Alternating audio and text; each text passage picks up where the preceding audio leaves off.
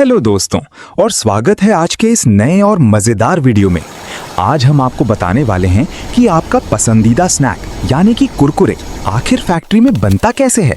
शुरू से लेकर आखिर तक, खेत से लेकर आपके पैकेट तक का पूरा सफ़र हम आपको इस वीडियो में दिखाएंगे। तो चलिए बिना किसी देरी के शुरू करते हैं। कुरकुरे बनाने की कहानी शुरू होती है हमारे देश के हरे भरे खेतों से। सबसे पहले बेहतरीन क्वालिटी का मक्का, चना और दूसरे ज़रूरी अनाज किसानों से खरीदे जाते हैं। ये रॉ मटेरियल्स बड़े बड़े ट्रक्स में भरकर कुरकुरे की फैक्ट्री के मेन गेट पर लाए जाते हैं। फैक्ट्री के अंदर आने से पहले हर एक ट्रक का वेट चेक होता है। इसके बाद फैक्ट्री की स्ट्रिक्ट क्वालिटी कंट्रोल टीम इन रॉ मटेरियल्स का सैंपल लेती है। ये चेक किया जाता है कि अनाज में कोई कचरा या खराबी ना हो। सिर्फ वही अनाज फैक्ट्री के अंदर जाता है जो इनकी स्ट्रिक्ट क्वालिटी स्टैंडर्ड्स पर खरा उतरता है। अगर अनाज में थोड़ी सी भी कमी होती है तो पूरा ट्रक वापस भेज दिया जाता है। क्वालिटी पास होने के बाद इन ट्रक्स को अनलोडिंग एरिया में ले जाया जाता है, जहां इन बोरियों को खोलकर अनाज को बड़े से पिट में डाला जाता है। यहां से एक ऑटोमेटेड कन्वेयर बेल्ट इस अनाज को फैक्ट्री के अगले हिस्से में ले जाती है। ये पूरा प्रोसेस बहुत ही साफ सफाई के साथ किया जाता है ताकि हाइजीन मेंटेन रहे। रॉ मटेरियल लाने का ये पहला कदम बहुत जरूरी है, क्योंकि अच्छे इंग्रेडिएंट से ही अच्छा और स्वादिष्ट कुरकुरे बन सकता है। अब हम चलते हैं फैक्ट्री के अंदर दोस्तों। अनाज अब फैक्ट्री के अंदर आ चुका है और अगला स्टेप है इसकी क्लीनिंग और सॉर्टिंग करना। कन्वेयर बेल्ट इस अनाज को एक बड़ी सी क्लीनिंग मशीन में डालती है। इस मशीन में अलग अलग तरह की छलनियां और ब्लोअर्स लगे होते हैं। ब्लोअर्स की हवा से अनाज में मौजूद धूल और हल्के कचरे उड़कर अलग हो जाते हैं। फिर छलनियां बड़े पत्थर या कंकर को अलग कर देती हैं। इसके बाद ये अनाज एक मैग्नेटिक सेपरेटर से गुजरता है, जो अगर अनाज में गलती से कोई लोहे का टुकड़ा आ गया हो तो उसे पकड़ लेता है। अब हमारा अनाज बिल्कुल साफ हो चुका है। इस साफ अनाज को बड़े बड़े साइलोज या टैंक्स में स्टोर किया जाता है। ये टैंक्स पूरी तरह से सील होते हैं ताकि बाहर की नमी या कीड़े मकोड़े अंदर ना जा सकें। स्टोर करने के बाद इस अनाज की मिलिंग की बारी आती है। यहाँ पर मक्के और चने को पीसकर उनका मील बनाया जाता है। कुरकुरे बनाने के लिए बहुत ही फाइन पाउडर की ज़रूरत नहीं होती, बल्कि थोड़ा दरदरा मील चाहिए होता है। इसीलिए मिलिंग मशीन को इस तरह से सेट किया जाता है कि वो अनाज को एकदम सही टेक्सचर में पीसे। ये दरदरा टेक्सचर ही बाद में कुरकुरे को उसका सिग्नेचर क्रंच देता है। पीसे हुए इस मिक्सचर को एक बार फिर से छाना जाता है ताकि अगर कोई बड़ा टुकड़ा रह गया हो तो वो अलग हो जाए। इस पूरे प्रोसेस में हाथ का टच नहीं होता। सब कुछ कंप्यूटर्स और मशीन्स के द्वारा ऑटोमेटिकली कंट्रोल किया जाता है। ये सफाई कुरकुरे की बेस्ट क्वालिटी को हमेशा बरकरार रखती है इस फैक्ट्री के अंदर ही। अब शुरू होता है जहां हम ब्लेंडिंग प्रोसेस देखेंगे। अब हमारे पास मक्के और चने का साफ दरदरा मील तैयार है। इस मील को बड़े बड़े स्टेनलेस स्टील के मिक्सिंग ब्लेंडर्स में भेजा जाता है। इन ब्लेंडर्स को आम भाषा में रिबन ब्लेंडर्स भी कहा जाता है। यहाँ पर इस मिक्सचर में एक तय मात्रा में पानी मिलाया जाता है। पानी मिलाने का ये स्टेप बहुत ही नाजुक और ज़रूरी होता है। अगर पानी थोड़ा सा भी ज़्यादा हो गया तो मिक्सचर का पेस्ट बन जाएगा, और अगर पानी कम रह गया तो कुरकुरे ठीक से पॉप नहीं होंगे। इसीलिए वाटर कंटेंट को कंप्यूटर्स के ज़रिए एकदम डीपली मेजर और कंट्रोल किया जाता है। मिक्सचर में पानी को धीरे धीरे स्प्रे किया जाता है ताकि वो हर एक कण में बराबर से मिल सके। ब्लेंडर्स के अंदर लगे हुए बड़े बड़े ब्लेड्स इस मिक्सचर को लगातार घुमाते रहते हैं। ये ब्लेड्स इंश्योर करते हैं कि मक्का, चना और पानी आपस में बिल्कुल यूनिफॉर्म तरीके से मिक्स हो जाए। करीब 15 से 20 मिनट तक लगातार मिक्स होने के बाद हमारा कुरकुरे का डो तैयार हो जाता है। लेकिन ध्यान रहे, ये डो किसी आटे की तरह चिपचिपा नहीं होता। ये अभी भी देखने में दरदरा और भुरभुरा ही लगता है। बस इसमें थोड़ी सी नमी होती है जो आगे के प्रोसेस के लिए बहुत ज़रूरी है। इस स्टेज पर भी क्वालिटी चेक होता है ताकि मॉइस्चर लेवल बिल्कुल परफेक्टली सेट हो। अगर मॉइस्चर लेवल स्टैंडर्ड के हिसाब से ठीक है तो इस नम और भुरभुरे डो को एक और बेल्ट पर डाल दिया जाता है, जो इसको एक्सट्रूडर मशीन की तरफ ले जाती है बिना किसी देरी के। एक्सट्रूजन का प्रोसेस कुरकुरे बनाने की पूरी फैक्ट्री में सबसे मज़ेदार और सबसे ज़रूरी स्टेप होता है। एक एक्सट्रूडर मशीन असल में एक लंबी गर्म सिलेंडर होती है जिसके अंदर एक बड़ा सा रोटेटिंग स्क्रू लगा होता है। जो नम और भुरभुरा मिक्सचर पिछले स्टेप में बनाया गया था वो अब इस एक्सट्रूडर के अंदर डाला जाता है। जैसे ही ये मिक्सचर इस सिलेंडर के अंदर जाता है, इस पर बहुत ज़्यादा प्रेशर और हीट अप्लाई होती है। स्क्रू तेज़ी से घूमता है और इस मिक्सचर को आगे की तरफ धकेलता है। हाई प्रेशर और हाई टेम्परेचर की वजह से ये अनाज का पाउडर एक मुलायम गर्मा गर्म डो में बदल जाता है। सिलेंडर के आखिरी सिरे पर एक छोटा सा छेद होता है जिसे डाई कहते हैं। जब ये गर्मा गर्म प्रेशराइज्ड डो इस छोटे से छेद से बाहर निकलता है तो अचानक प्रेशर कम होने की वजह से ये डो बुरी तरह से फूल जाता है। इसी फूलने के दौरान एक तेजी से घूमता हुआ चाकू इन लंबे फूलते हुए शेप्स को छोटे छोटे टुकड़ों में काट देता है। बाहर निकलते वक्त ये डो बिल्कुल रैंडम तरीके से ट्विस्ट हो जाता है और मुड़ जाता है। यही वो मोमेंट है जब कुरकुरे को उसकी वो आइकॉनिक टेढ़ी मेढ़ी शेप मिलती है जो आप सभी को इतनी पसंद है। इस एक्सट्रूडर से निकलने वाले इन गर्म और फूले हुए टुकड़ों को इंडस्ट्री की भाषा में कॉलेट्स कहा जाता है। ये कॉलेट्स अभी भी कच्चे होते हैं, इनमें थोड़ी नमी होती है और इनका स्वाद बिल्कुल फीका होता है। इन्हें अब अगले स्टेज में ले जाया जाता है जहां इनकी नमी निकालकर इनको कुरकुरा बनाया जाएगा जल्दी से ही।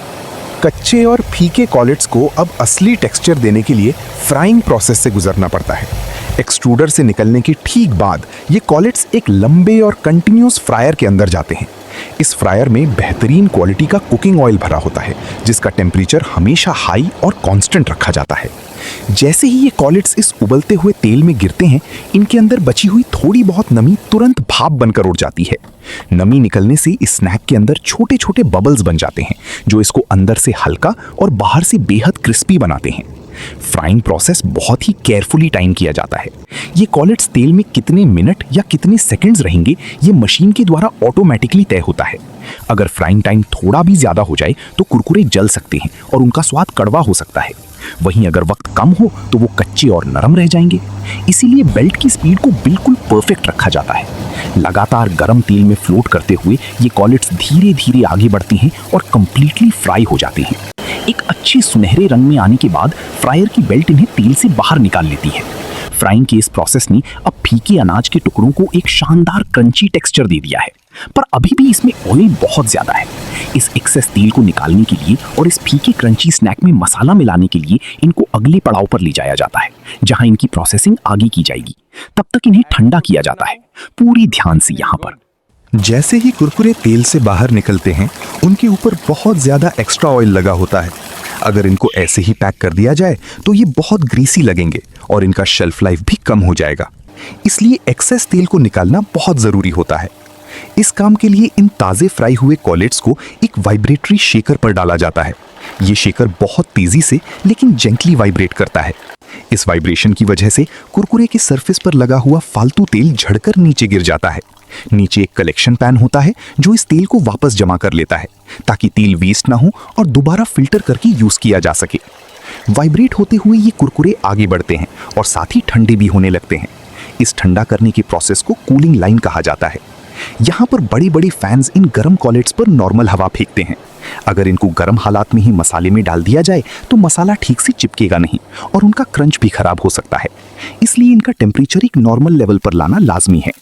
जब ये शेकर और कूलिंग बेल्ट से पूरी तरह गुजर जाते हैं तो हमारे पास बिल्कुल सूखे, क्रिस्पी और फीके कुरकुरे बच जाते हैं। अब ये तैयार हैं अपने सबसे मज़ेदार सफ़र के लिए। ये वो सफ़र है जो इन्हें फीकी स्नैक से उस चटपटी और मसालेदार कुरकुरे में बदल देगा जिसके आप सभी दीवाने हैं। चलिए अब हम सब इस अगले और सबसे ज़्यादा टेस्टी स्टेप की तरफ आगे बढ़ते हैं बिना किसी भी देरी के और इसे देखते हैं आज यहाँ। अब हम फैक्ट्री के उस हिस्से में आ गए हैं जहां इन फीके कुरकुरे में जान डाली जाती है, यानी कि सीजनिंग और फ्लेवरिंग का प्रोसेस। फैक्ट्री का एक सीक्रेट मसाला मिक्स होता है जो अलग अलग मसालों, नमक और नेचुरल फ्लेवर्स को मिलाकर बनाया जाता है। ये मसाला एकदम फाइन पाउडर की फॉर्म में होता है। ठंडे हो चुके कॉलेट्स एक लंबे और गोल ड्रम के अंदर आते हैं जिसे सीजनिंग टम्बलर कहते हैं। ये टम्बलर लगातार गोल गोल घूमता रहता है। जैसे ही कुरकुरे इस टम्बलर के अंदर जाते हैं, एक पाइप के जरिए उन पर लाइटली एडिबल ऑयल स्प्रे किया जाता है। ये तेल इसलिए स्प्रे किया जाता है ताकि मसाला कुरकुरे के सरफेस पर अच्छे से चिपक सके। इसके तुरंत बाद ऊपर से मसाला पाउडर की बिल्कुल परफेक्ट और कंट्रोल्ड मात्रा इन पर गिराई जाती है। टम्बलर का गोल घूमना और मसाले का गिरना एक साथ होता है। घूमने की वजह से कुरकुरे आपस में टकराते हैं और मसाला उनके हर एक कोने और टेढ़े मेढ़े हिस्से में अंदर तक ठीक से लग जाता है। ये प्रोसेस इंश्योर करता है कि कोई भी सिंगल कुरकुरा फीका ना रह जाए और हर एक बाइट में आपको वही सिग्नेचर चटपटा टेस्ट मिले। टम्बलर से बाहर निकलते वक्त ये कुरकुरे पूरी तरह से मसाले में कोटेड होते हैं और इनकी खुशबू दूर दूर तक आने लगती है। ये वही खुशबू है जो पैकेट खोलते ही हमारे मुंह में पानी ला देती है। अब मसाले से लदे हुए ये कुरकुरे आगे बढ़ते हैं, जहां इनको पैक करने से पहले आखिरी चेक से गुजरना होता है, ताकि सिर्फ अच्छे पीसेस ही आगे जाएं और आप तक पहुंचे बिल्कुल सही तरह। पैक होने से पहले कुरकुरे को आखिरी क्वालिटी चेक और ऑप्टिकल सॉर्टिंग से गुजरना पड़ता है। सीजनिंग के बाद ये टेस्टी कुरकुरे एक खुली बेल्ट पर आगे बढ़ते हैं, जहां हाईटेक कैमरास इन पर नजर रखते हैं। इन कैमरास को ऑप्टिकल सॉर्टर्स कहा जाता है। ये इतने एडवांस्ड होते हैं कि एक सेकंड में हजारों पीसेस को स्कैन कर लेते हैं। अगर कोई कुरकुरे जला हुआ है या उसका रंग ठीक नहीं है या उस पर मसाला नहीं लगा है तो कैमरा तुरंत उसे डिटेक्ट कर लेता है। 1 मिली सेकेंड के अंदर एक छोटी सी हवा की गन उस खराब पीस पर प्रेशर से हवा मारती है और उसे लाइन से बाहर निकाल देती है। सिर्फ बेस्ट और परफेक्टली शेप्ड कुरकुरे ही इस बेल्ट पर आगे बढ़ते हैं। इस मशीन सॉर्टिंग के अलावा फैक्ट्री में ह्यूमन क्वालिटी इंस्पेक्टर्स भी होते हैं। वो हर बैच में से थोड़ी सी सैंपल निकालकर उनका टेस्ट, क्रंच और मसाले का लेवल चेक करते हैं। लैब में इन सैंपल्स की टेस्टिंग होती है ताकि ये कंफर्म हो सके कि कुरकुरे में फैट कंटेंट, मॉइस्चर और मसाले बिल्कुल स्टैंडर्ड के मुताबिक हैं या नहीं। क्वालिटी ब्रांड के लिए सबसे ऊपर होती है, इसलिए इस मामले में कोई भी कॉम्प्रोमाइज नहीं किया जाता है। अगर लैब टेस्ट में कोई भी छोटी सी गड़बड़ी मिलती है तो उस पूरे के पूरे बैच को वहीं पर रोक दिया जाता है। पर जब सब कुछ एकदम परफेक्ट होता है तभी इन चटपटे स्नैक्स को ग्रीन सिग्नल मिलता है और इन्हें फैक्ट्री के सबसे आखिरी और तेजी से होने वाले प्रोसेस की तरफ आगे भेज दिया जाता है, यानी पैकेजिंग सेक्शन में। पैकेजिंग का प्रोसेस फैक्ट्री में देखने लायक होता है। ये पूरा काम बड़ी बड़ी और फुली ऑटोमेटिक फॉर्म, फिल और सील मशीन्स के जरिए किया जाता है। सबसे पहले एक बड़ी सी पन्नी की रोल मशीन में लगाई जाती है। मशीन इस रोल को खोलकर ऑटोमेटिकली पैकेट का शेप देती है और उसकी बॉटम और साइड को सील कर देती है। ऊपर की तरफ वेइंग स्केल लगा होता है जहां तैयार कुरकुरे जमा होते हैं। ये स्केल बिल्कुल एग्जैक्ट मात्रा में कुरकुरे को हर एक पैकेट के अंदर गिराता है, जैसे 90 ग्राम या 20 ग्राम, बिल्कुल हिसाब से। पैकेट में कुरकुरे गिरने के तुरंत बाद एक बहुत ही जरूरी स्टेप होता है जिसे नाइट्रोजन फ्लशिंग कहते हैं। पैकेट के अंदर की आम ऑक्सीजन को निकालकर उसमें नाइट्रोजन गैस भर दी जाती है। आपने सोचा होगा कि पैकेट में इतनी हवा क्यों होती है? वो हवा असल में नाइट्रोजन होती है जो चिप्स और कुरकुरे को लंबा समय तक फ्रेश और क्रिस्पी रखती है और उन्हें ट्रांसपोर्ट के दौरान टूटने से बचाती है। नाइट्रोजन भरने के ठीक बाद मशीन पैकेट के ऊपर वाले हिस्से को हीट सील कर देती है। ये सब कुछ इतनी तेजी से होता है कि एक मशीन 1 मिनट में सैकड़ों पैकेट सील कर सकती है। सील होने के बाद हर एक पैकेट पर मैन्युफैक्चरिंग डेट, एक्सपायरी डेट और लॉट नंबर ऑटोमेटिकली प्रिंट हो जाता है। उसके बाद ये सील्ड पैकेट्स एक दूसरी छोटी सी चेकिंग मशीन से गुजरते हैं जो ये तय करती है कि उनका वजन बिल्कुल ठीक है और कहीं से कोई पैकेट लीक तो नहीं हो रहा है। इसके बाद पैकिंग होती है, यहाँ पर पूरी तरह से ही। अब हम इस पूरे सफर के आखिरी पड़ाव पर पहुंच चुके हैं। छोटे पैकेट्स तैयार होने के बाद इनकी सेकेंडरी पैकेजिंग की जाती है। इसका मतलब है इन छोटे और चमकदार पैकेट्स को बड़े बड़े कार्डबोर्ड के कार्टन्स में ठीक से पैक करना। फैक्ट्री वर्कर्स या रोबोटिक आर्म्स इन पैकेट्स को बड़े कार्टन्स में गिनते हैं और भरते हैं। भरने के बाद इन कार्टन्स को टेप से अच्छी तरह सील कर दिया जाता है। कार्टन के बाहर भी जरूरी डिटेल्स जैसे प्रोडक्ट का नाम, क्वांटिटी और मैन्युफैक्चरिंग की जानकारी प्रिंट की जाती है। इन भरे हुए कार्टन्स को एक जगह जमा करके वुडन पैलेट्स पर स्टैक किया जाता है। एक बार पैलेट पूरी तरह से कार्टन से भर जाता है तो उसे प्लास्टिक रैप से कसकर बांध दिया जाता है ताकि ट्रांसपोर्ट के वक्त बॉक्सेस अपनी जगह से ना हिलें। फिर फोकलिफ्ट्स इन भारी पैलेट्स को उठाकर फैक्ट्री के बड़े से वेयरहाउस में ले जाते हैं। वेयरहाउस से इन्हें ट्रक्स में लोड किया जाता है। ये ट्रक्स दिन रात चलकर देश के हर एक कोने में, हर एक छोटी बड़ी दुकान पर आपका पसंदीदा कुरकुरे पहुंचाते हैं।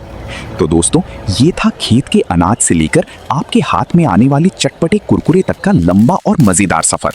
एक अनाज कैसे अपनी सफाई, एक्सट्रूजन, फ्राइंग और सीजनिंग से होकर इतना टेस्टी बन जाता है, ये सच में किसी चमत्कार से कम नहीं।